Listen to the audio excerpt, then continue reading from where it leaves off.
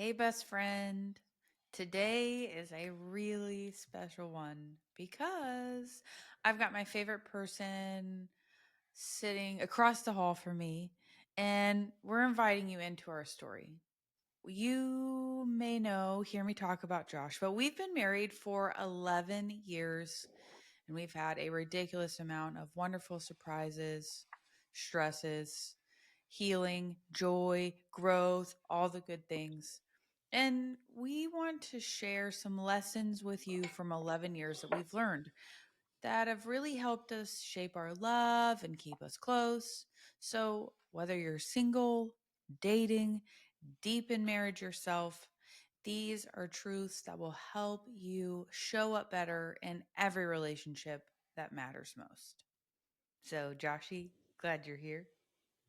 I'm glad to be with you, honey. You're my favorite part of every day. I better be, or else.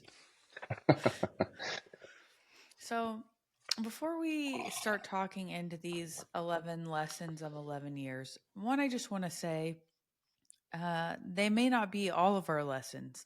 These are just 11 lessons. But first, this is an important topic because marriage is one of the most formative relationships that we experience. Neuroscience and attachment theory both tell us that long term partnerships deeply influence our nervous system, identity, and healing potential. Seems important, right? And then the Gottman Institute, which is one of the leading marriage institutes, shows us that small habits that couples have at the start and end of conversations and their relationship in general predict long term success or failure. And then to just add more good to great, positive psychology also highlights that meaning making, gratitude, shared goals, and things like emotional intelligence foster marital satisfaction. Real relationships, friends, aren't just feelings, they are daily choices. I see Joshy is, you can't see him unless you're watching on YouTube. But he's just nodding his head over there, being cute.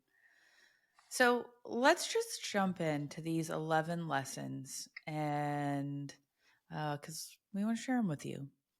So the first lesson is love what love is. There we go. What love is, which is patience and kindness. Josh, can you talk about that from your perspective? Yeah, thank you.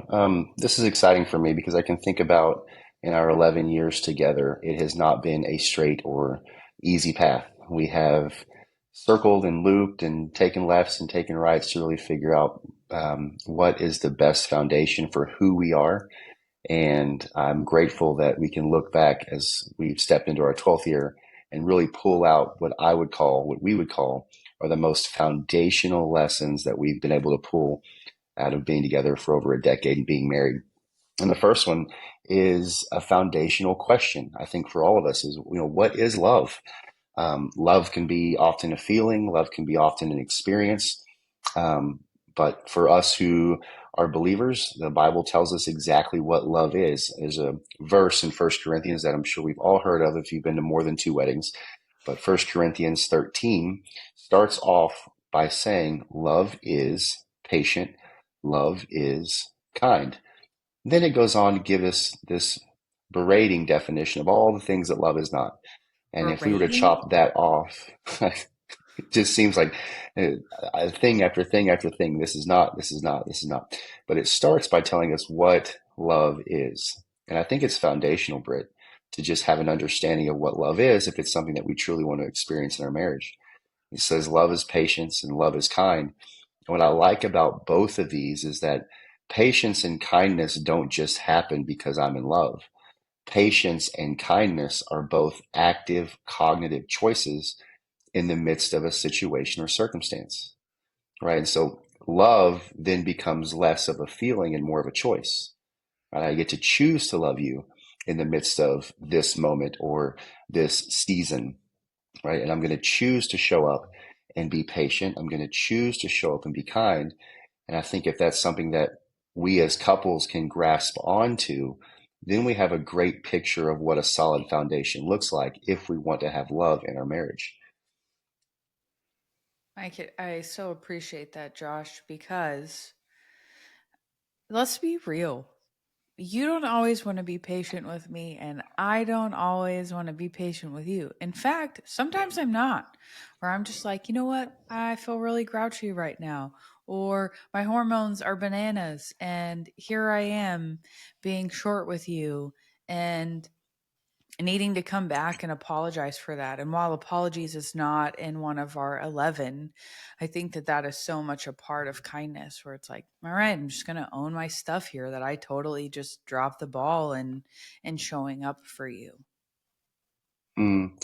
I think it's a silly saying that we or I, at least I've had in our marriage over the last decade, but even the thought process behind uh, I've said to you many times is that I love you. Like loving you is a choice, but I get to like you. And I think through our relationship, as you have shown up with patience and kindness for me, and I've had the opportunity to show up with patience and kindness for you, is that we have a marriage where I get to like you. I get to want to look forward to coming home or to being with you or being with our kids. And so it's just a reiteration of how important the choice is in love and to choose the patience, to choose the kindness, because in the moment, as you said, it's probably the last thing that we want to do by default, but yet it's the very foundational things that we ought to do. And it's a choice. Yeah.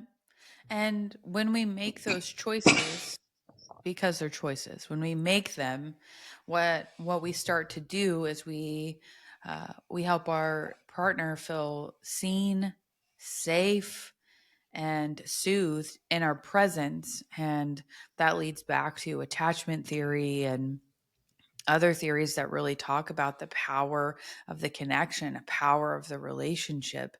And I even think about my parents who are about to celebrate their 40th anniversary this year, which is wild. And they're gross about each other, by the way. Hmm. And one of their biggest keys for a long term, healthy, happy marriage is kindness, where you're not kinder to the person checking you out at the grocery store than you are to your spouse.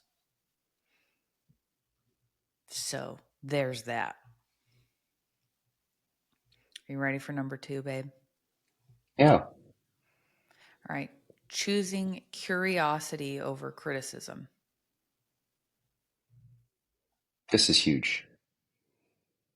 This is huge, and this is so intricate, in my opinion, looking retrospectively at our relationship. And Britt, this is something that you actually helped teach and model for me so that I could step into it, was in the midst of every conflict, every difficulty, every misunderstanding, is to really be curious about the circumstance, to be curious about what I feel in the moment, to not be directed, not to have an emotional rudder and just react, but to be curious about what's going on, maybe what you're thinking, to ask questions, to go deeper, and not just to take situations at surface level. Is that if we choose in our relationship to actively be curious about each other and one another, that it really does help us get a less of a microscopic and more of a macroscopic view of what's going on in the moment. And I will tell you that curiosity, just even for me, that curiosity, especially in conflict or especially in misunderstanding, has kept us out of some potholes. Hmm. I think it's so simple. It's questions like, "Well, help me understand that," or which is more of a statement, but it's an open statement. Or it's something like, "Well, what does that mean to you?" or "What's going on here?" Just and again, tone is such a huge part of curiosity because in the very same way I could be like, "Oh, what's going on here? Why are you acting like that?" versus, "Hey babe, what's going on here?" Like those are going to be received very differently. And really, from an NLP perspective, the meaning of communication is the response that you get. The curiosity is what keeps you learning. And you need to really, and we'll talk about this more in another lesson, but the power of communication is huge. And Gottman talks about that one of the four horsemen is criticism. And it's a picture of relationship demise because what we want to happen is curiosity killing resentment, but not connection. I want you to think about maybe even some of the best meals that you've had with somebody else, or oh, something where someone was genuinely interested in you. They asked you lots of questions. Like maybe this happened when you were first dating and the person couldn't seem to ask you enough questions. You want you want that same level of curiosity to carry on in your marriage. That, I feel like I will be driving in the car and I'll like pop off with these very deep questions, or Josh is like, where is this coming from? And it's this desire to still continue to know him even over a decade later, not assuming that I know Yeah, him. yeah. And even bringing up, Gottman's a brilliant mind. He's someone that we've used to learn more about ourselves and our relationship. But even thinking of one of the four horsemen being criticism, if criticism is a potential four horsemen, then I think backwards of, well, I've got to be, if I'm going to be aware and make sure there's never criticism in our marriage, then I have to look at what's the precursor being indifference. And then even what's the precursor of indifference? For me, it's just discontent. So if I really want to get in a place where I'm actively using curiosity for what it can be, is where there's discontent in our relationship, that's where I need to start to be curious. Right? I never want to get to a place where I have feelings of indifference with you or with our marriage, because that's a very dangerous place to be. And certainly if there's criticism that's rooted, then that's a hard comeback.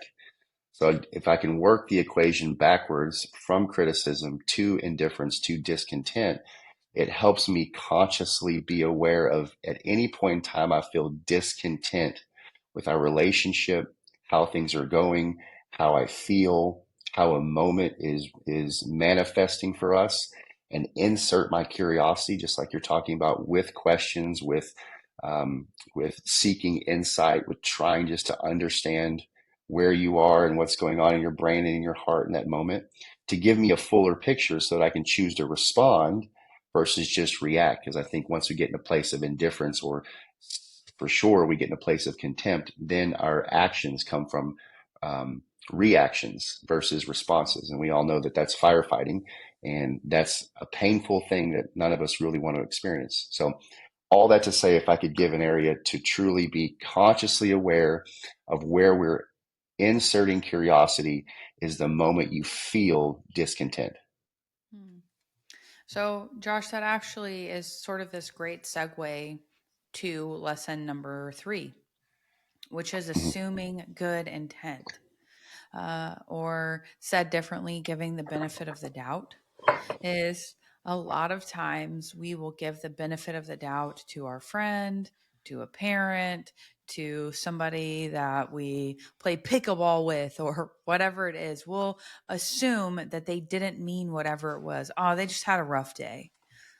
But often we don't give that same benefit of the doubt, that assumption of good intent to our spouse, when really he is the one that needs that more than anyone else in the world. Because one, I know his heart, and two, I interact with him more than I do anyone else in the world. So if anyone anyone needs the benefit of the doubt, it's Josh.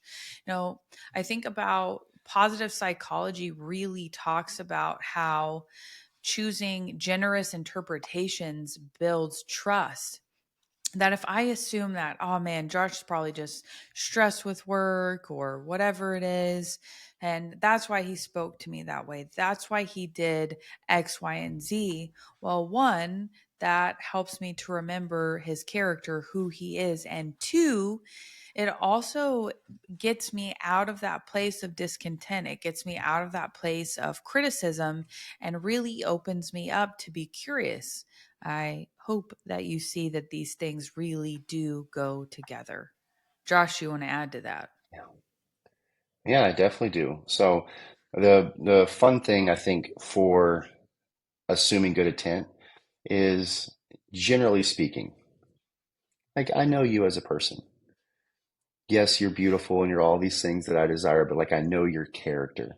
What drew me to you initially, what why I so quickly decided to put a ring on it, was I know the character of who you are. And we get into moments, because life happens to all of us, where our stare can be stolen by a circumstance, can be stolen by a discomfort, can be stolen by a feeling of lack or a missing piece. But if I truly know the character of who you are and I know you're a wonderful human, then really assuming good intent in those moments is my doorway to step out of my funk and just remember why I chose you. And I think it's, again, it's a very powerful reframe for us in the midst of a difficult moment, to just go, you know what? I know who you are.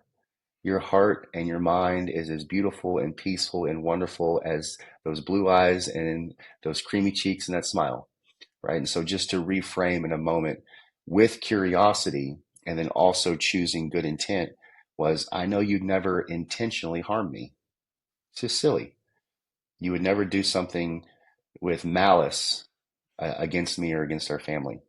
And so, again, just going back to, there's a reason a decision was made, there's a reason an action was made. I clearly don't have the full picture because it doesn't align with who I know you are, Britt. Well, something that you're talking about, which I think is so important too, is our brain does has powerful drivers, and two of the most powerful drivers in our brain are fear and gratitude. And we can either the brain is going to naturally lean into fear to sort of fill these gaps of like, he's just doing this because he feels this way about me. We're going like, what if this other stuff is happening? And what we need to learn to do is intentionally reframe the relationship, and one of the main ways that we do that is gratitude, because gratitude brings us back to good character. If I can be grateful for the great things that Josh does, what I'm going to do is look at him or the situation or whatever it is through these eyes of gratitude, and it is going to help me assume good intent, which is what we want because we want more of the good in our relationship. Yeah, to me, that's a great picture of what same team can be. And I know that on this podcast, that's been said before. Um, but it really does help us choose to be same team when I can assume that whatever you're doing for us, the intention is for us, not against us. Hmm. So, Appreciate that. All right. hmm. Number four, communication is everything. Josh Lashua, talk about that. Go off, This is Candy. funny because every time we talk about communication, I often think about our 6.5-year-old little girl. And we've said this to her probably since she was 3 years old and really starting to speak. But I use this when I coach men. I use this when I lead guys. And it's such a simple, infantile statement, but use your words. Tell Tilia, and Bodie's on his way, so soon he'll be getting it too. But like, use your words. Communication is such a key, because in marriage, I think the longer we're together, Britt, it's easier for us by default to just assume what you want, assume what you like, assume how you might respond if I say a certain thing or share something in my life, and then that can often lead us to withholding, whether it's information or difficulty or things that are going on in our life. Like, if I think that you're not going to like what I have to say, then I'll probably just suppress it, repress it, and figure it out on my own until it's a better situation. But communication really is everything. And we teach on communication, to give you the basis of it. It's really three things. Great communication is, first, atmosphere, then it's timing, then it's delivery. And I'll kind of explain those. Atmosphere is, simply put, choosing to create a safe place.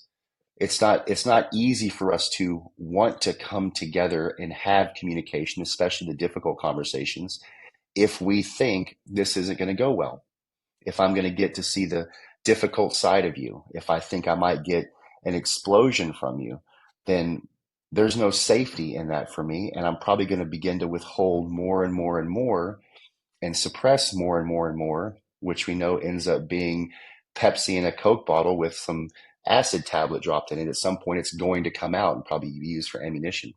So the number one thing about communication is setting an atmosphere. It's choosing same team. It's regardless of what's brought out of what we talk about that we're going to have a safe environment. That my volume is never going to go over a 2 or 3 on a 1 to 10 scale. That my tone's going to stay the same. That I'm assuming good intent when we have conversations. That I'm able to share who I really am with my spouse at any given time without having to pay a price attached to it. Safe That's big. place, atmosphere. That's Second big. part is going to be timing. Go ahead. I just said that's Do you have big. something you want to add to that? Hmm. Nope. It is big. That's why we're sharing it. We've learned. We've learned. Number two big piece of communication is timing. So we all have things pulling on our margin from the moment we wake up to the moment we go to bed. Some of us may be morning people. All of my 4 a.m.ers, holla at your boy. I feel pretty sharp in the morning.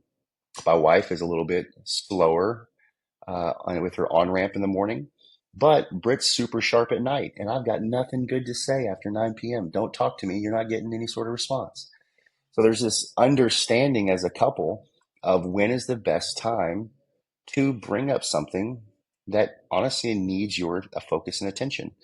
And Britt and I have learned that during the day are our best times to talk. We've also reserved what we call our pretzel time. It's our no leftovers commitment at the last 30 minutes of the day, regardless of what time it happens, the last 30 minutes of the day that we have protected to be just us. And that's a time we know that kiddos are in bed, Josh is sneaking phones in are on the 11 and charger. 6 right now.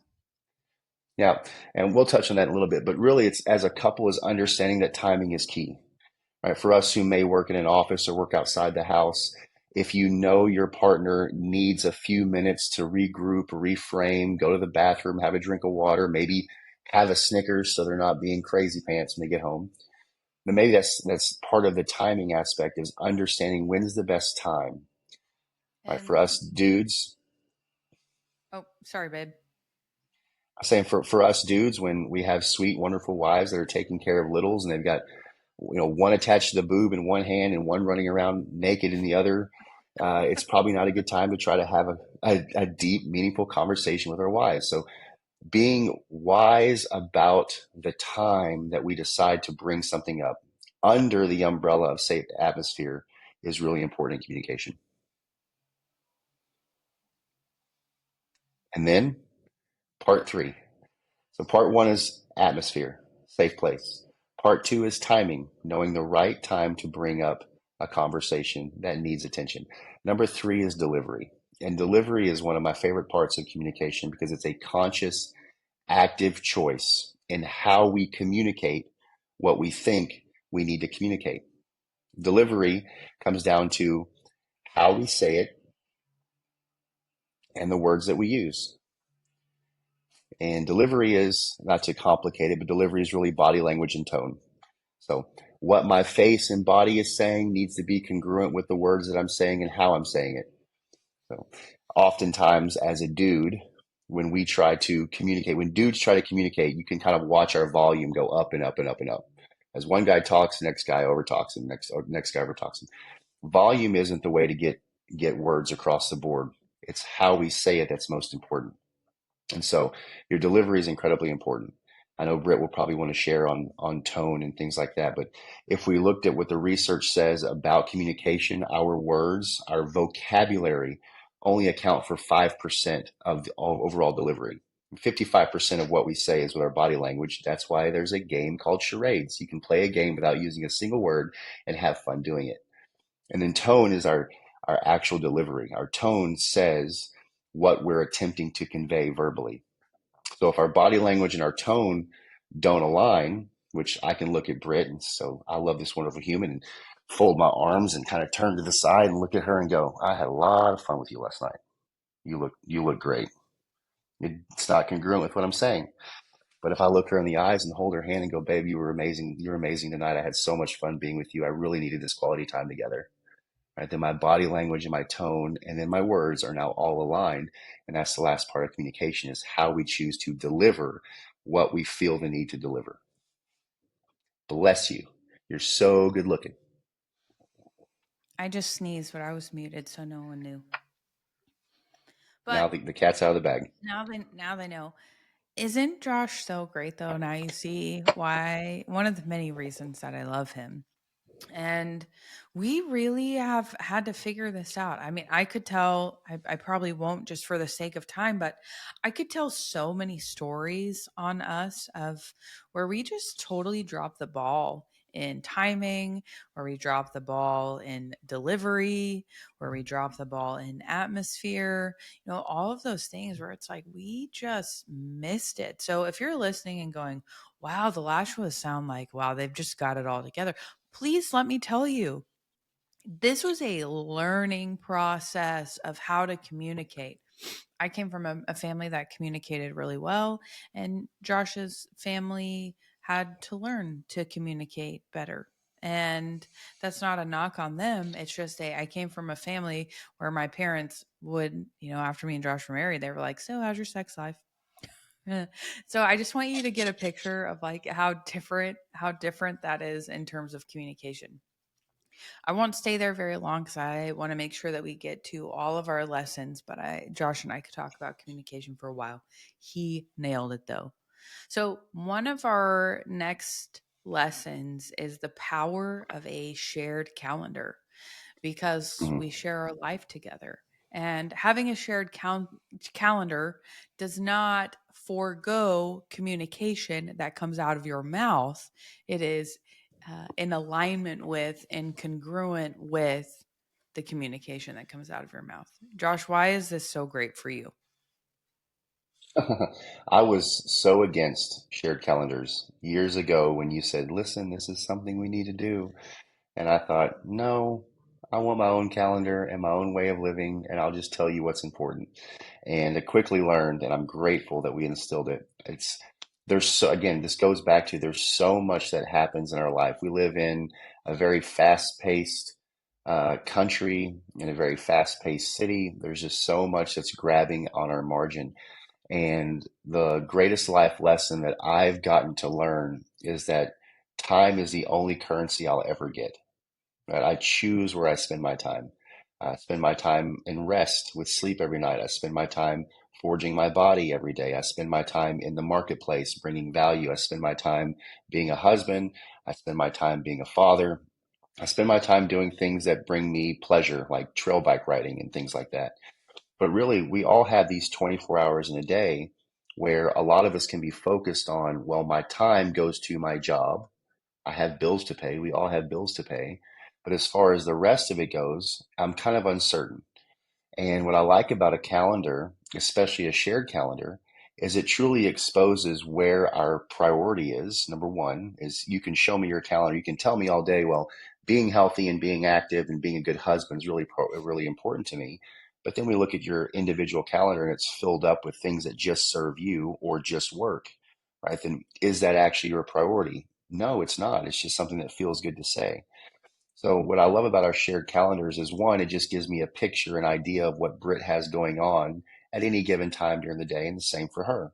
And so when it comes to being a husband, being a father, showing up in support for one another, and even our scheduled sexy time, is we have an idea of what the load the other person is carrying. And it's again, as Britt said, it's not to negate using our words and speaking well in communication, but it really is just a picture. It's an outlook of what each of us are carrying. And honestly, I think it helps us support one another better than we ever have before.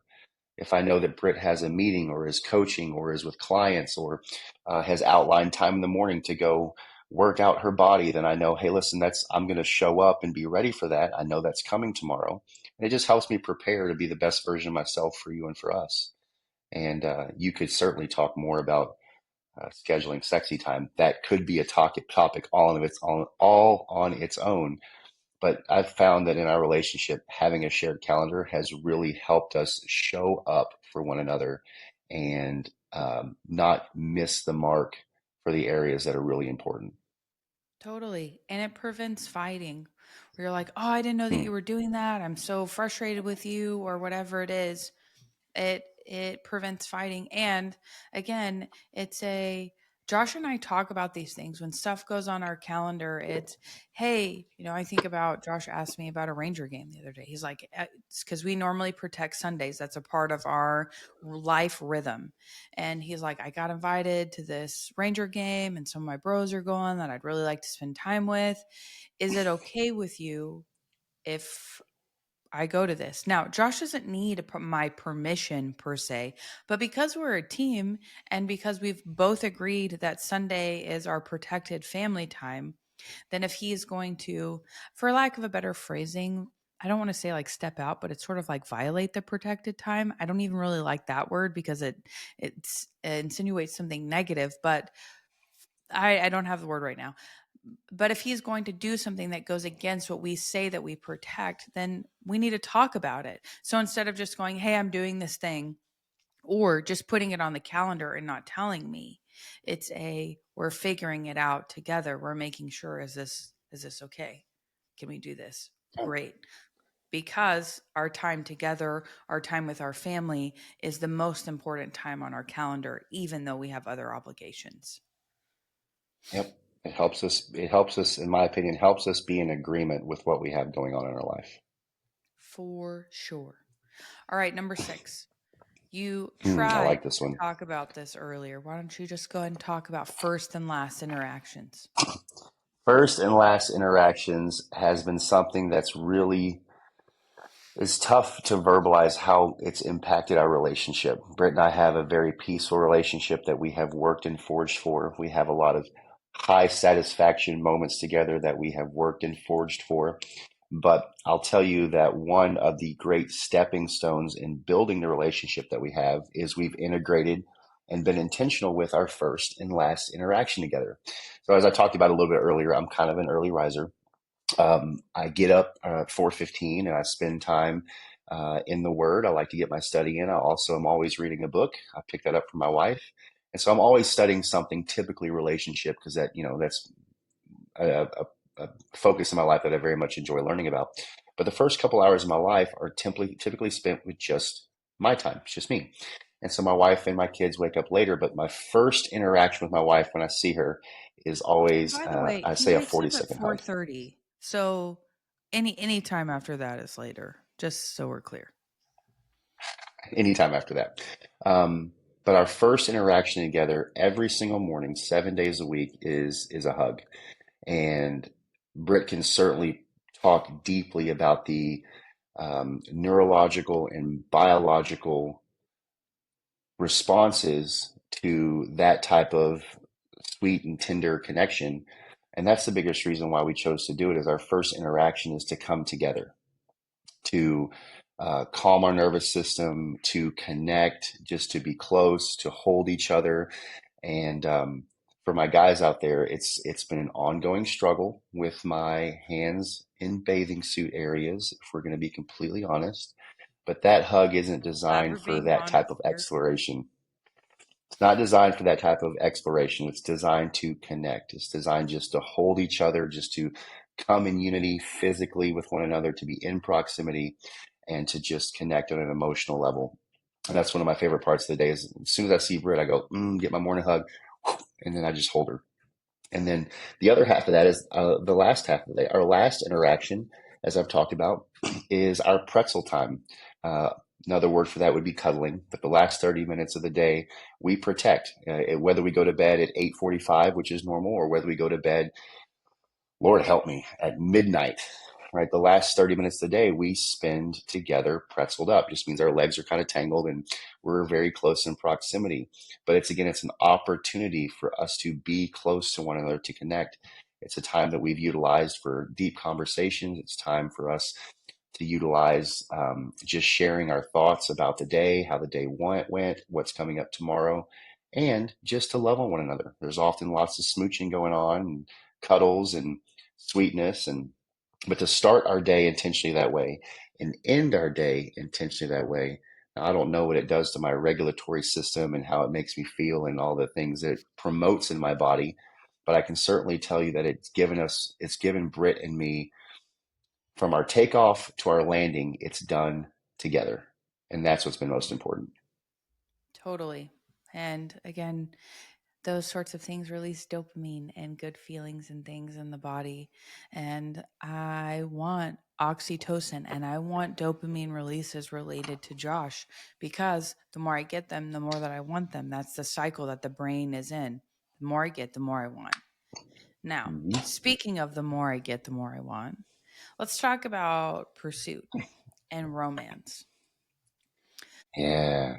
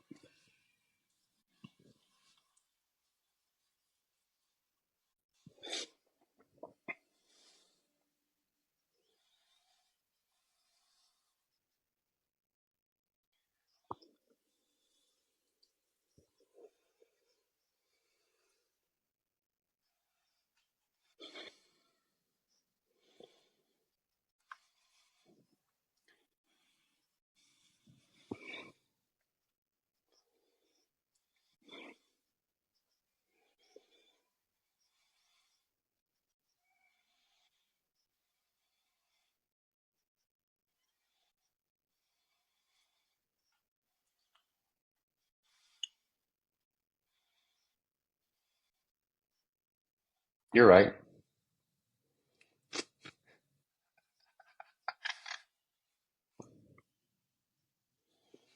I would love to. This is my full opinion. I'm not sure of the research attached to it. My full opinion is that that honeymoon phase that we get to experience at the beginning of a relationship is completely tied to the amount of romance and pursuit that we create in a relationship.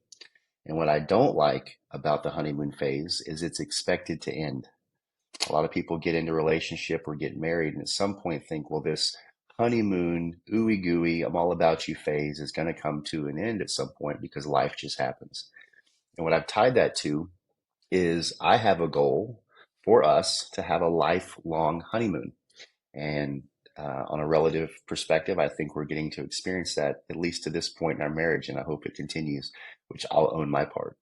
But really, the romance and pursuits, exactly what Britt's talking about, is negative. I like you. You're my favorite person.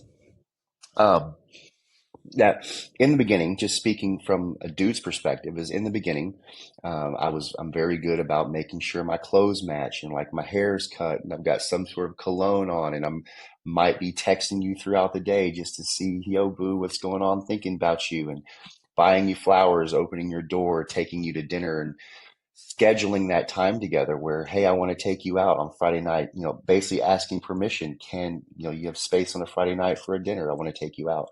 So different types of pursuit of like that is where romance is founded.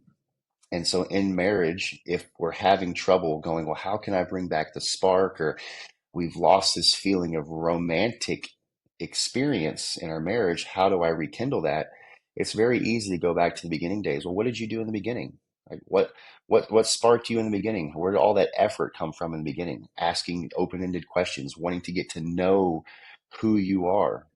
Because especially as we spend years and years and now going on multiple decades together, Britt, who you are has evolved. And it's a beautiful thing. So I can't in my brain be locked in on the Brittany that I met because she's a thing of the past. I need to be pursuing the Brittany in front of me, right? The hopes, the wishes, the desires, the wants in her life so that I can attempt to love on that version of Brittany. And so again, that's just a picture of the pursuit that's required in romance. Is romance isn't just about making out and throwing clothes by any means. That can be a part of it. But really, romance is about I want to get to know the version of you now, and I want to love as best I can the version of you now by asking open-ended questions, by putting in effort to schedule our date nights or scheduling a babysitter for us or still handwriting you letters or like I do typically March through May, peonies is your favorite flower and it's a very short grow season. So there's been years where I'll make sure that peonies are delivered to you once a week during the grow season. Just as something you've never asked for, but it's something that I know you love. And it's a way that I can love you the way that you want to be loved. And that is the pursuit part, which then creates the opportunity for great romance.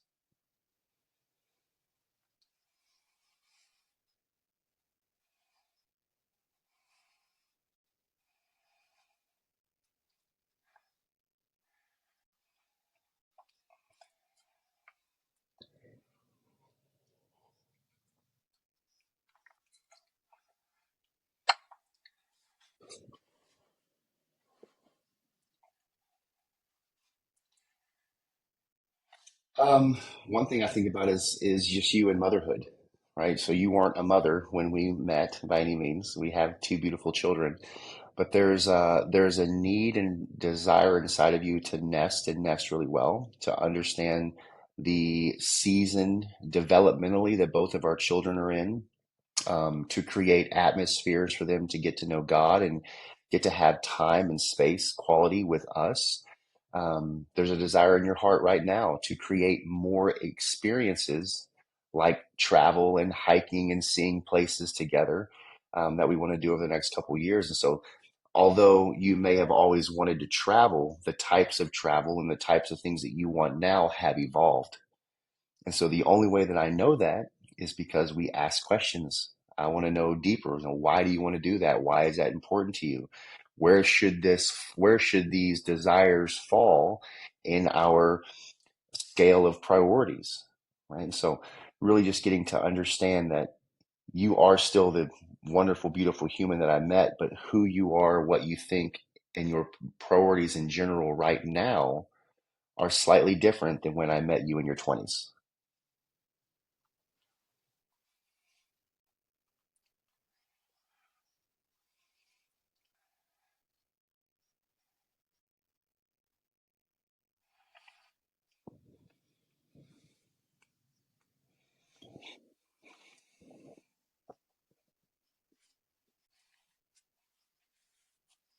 Hmm.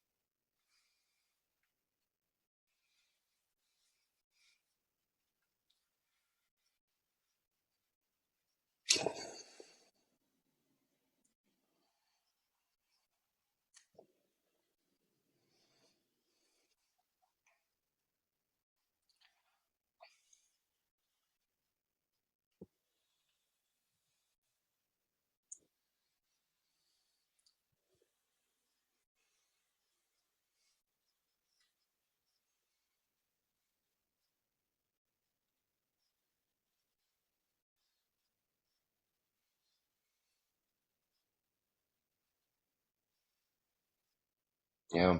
I think as a man, it's become way more simple for me to lean into what you say. Again, going back to assuming good intent, as I know your character, I know you're for us, I know that we are same team, and you would never go out of your way to attempt to mislead me. And to be honest with you, I think a woman's intuition is a gift from God. Not that men can't operate with knowledge, understanding, and wisdom, but there's something unique to a woman's intuition. You guys just know, you know. Um, and I think as a man, it was a very expensive lesson in that season that did cost us financially on a very large scale. But what I love out of that is I learned that I will never walk through that again if I truly hear what my wife has to say. And really, that's your intuition. And so I think in my own wisdom, I have come to a place where if you're going to expend the time and the effort and give me the words to help direct, that I'm going to grasp onto those and I'm going to put action to them. And it's not out of a reason to please you or make you feel any certain way. It's really my understanding that a woman's intuition is a God gift, and I don't want to miss that in my life. So yes, I take what you say to the bank 10 out of 10 times.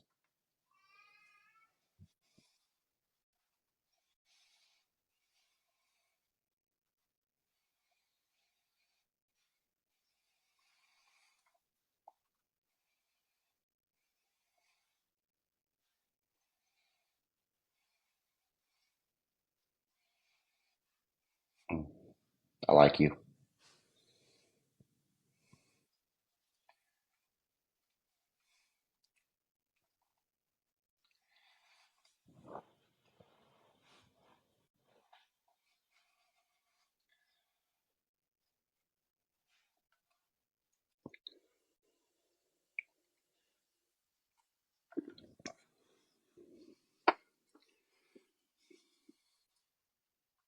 Gladly. I may have been drawn to you in the very first moments I saw you because of your creamy strawberry tone and the fact that you are a killer in a set of yoga pants. But what I then learned quickly is that what truly drew me to you is your character, who you are.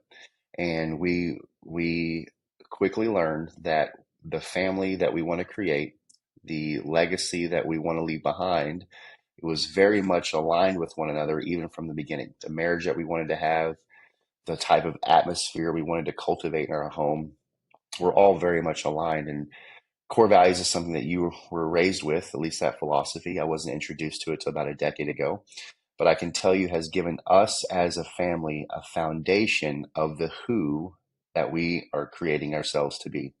And it doesn't just include us, that includes our children and at some point our grandchildren and beyond. And what I love so much about core values is just to expose what ours are, is our core values are our top five, the ones that we talk about the most, are honesty, or not honesty, honor, or honor, generosity, health, which includes physical, spiritual, emotional, and intellectual health. And then the last two are what have become more important recently over the past couple of years because of our children. But number four is positive attitude, and number five is effort. And so when it comes down to making a decision for our family, we always bounce them off of, does this align with our core values or not? It's a yes or no question. It makes the direction that we head in, the decisions that we make, very easy in the moment if I remove how I feel and stand on what I say. And so our core values is what we say as far as who and what kind of family we want to create. And so right now, like I mentioned, we got a 6.5-year-old little girl that gets this conversation frequently because we want to embed in her who we are. And so those top two that she gets to hear about most often are number four and number five, positive attitude. Lashwas have positive attitudes and Lashwas can do hard things. And the fourth is in the, I'm sorry, the fifth is effort, right? So this comes down to the basis that I know that we both teach, but in life, there's only two things we can actually control. You can't control time. You can't control other people. You can't really control things outside of yourself. You can't control your thinking and you cannot control your emotions. Or our attitude is a collection of what we think and what we feel, but my attitude is what I do with those things. Can't control my thinking. I can't control my emotions, but I can control what I do with them. So in any given moment as a Lashua, if I choose to have a positive attitude, regardless of the circumstance, I at least know that my trajectory is going to go up. Now, the amount of effort that I put to my positive attitude is like thrust on an airplane. So if my nose is pointed up and I'm putting in effort, then my altitude will climb. And so the whole point of core values is to really set a foundation or a basis of the who that we are. Because the last thing we ever want to do in life is let all of our what's dictate the who that we are. Right? If the bills dictate how I show up, if my feelings dictate how I show up, if what happened yesterday dictates how I show up, then who I become is in a place where, the tail is wagging the dog, right? Having core values just sets a foundation of, okay, this is ground zero. Everything that we build is going to stand on this foundation. And the word says that a foundation built on rock is unshakable. So that's what we're trying to do with core values.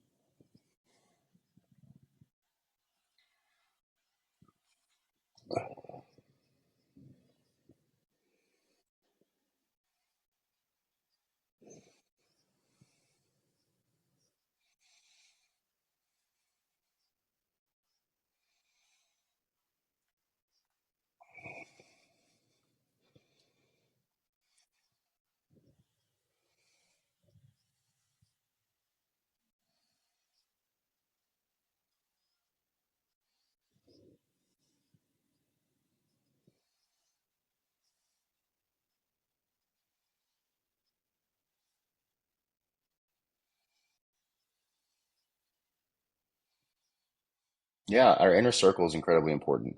And this goes back to if you're able to digest the philosophy of family, because a lot of people will consider our inner circle to be family, even though they're not, that our inner circle and or our family is more created by shared philosophy than bloodline. And what I mean by that is based on our core values, based on the family that we're creating, is the people that we have not only sought, but now pursue our families, not single people. Married couples need to pursue married couples, but we have sought three families that have shared visions, shared values, a shared mission, one that we can trust we're going to be able to do life with. And if my kids are at their house or their kids are at my house or we happen to be all together, is that we're not exposing our kiddos to philosophies that could potentially hurt them. I have nothing against drinking. It's not a deal for me. But I'll tell you that all the friends that are in our inner circle, don't drink. They all go to church. All the men that are in our inner circle are involved in a men's group that I'm a part of, and I know that we're running that race together. I used to have a screensaver on my phone that said it was at a still photo of a bunch of lions and lionesses, but it said surround yourself with others on the same mission as you. And really, that's the core I think of this inner circle is the people that I choose to do life with aren't my neighbors that live next to me left and right. They're not people just in proximity because my kids go to the same school that they go to. And even though they do go to our same church, that's not really the purpose of being close with those individuals. We have taken the time to get to know the character and the values of families that very, very much align with ours. And we said, you're going to be our people, right? We're going to seek to spend time with you. We do date nights together. We got to a place now we can show up in our pajamas and just literally just drop in and hang with them and do life. And so it's very important that we're cognizant of our inner circle again, because these are the people who are going to most influence us, our thinking, and our children's thinking. And so I don't want it just to be a Joe Schmo or someone I've known for 30 years because we went to college together or I grew up with them. I want it to be people that I know that, again, have the same thought processes and want the same desired outcome with their families as I want. And you have to go find these people. They don't just live to your left and right. It takes pursuit. It takes dating almost. You almost have to date couples until you find them. And then when you do, just like your spouse, you have to pursue them.